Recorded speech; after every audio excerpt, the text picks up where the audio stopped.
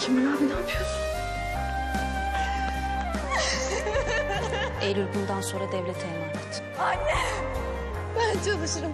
Okula da gitmem. Kardeşlerime de bakarım ama ne olursun beni burada bırakma. Anne! Anne ya!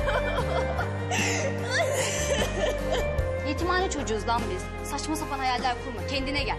Onları özgüvenlerini kazandırmamız lazım.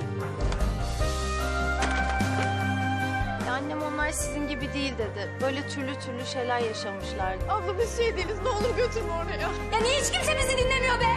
Of! Hayat mı bu be? Dokunmayın bırakın. Götürmeyin. Dokunmayın. Anne! Anne! Kırgın çiçeklere dönmüş hayat. Kırgın Çiçekler. Pazartesi akşamı ATV'de başlıyor.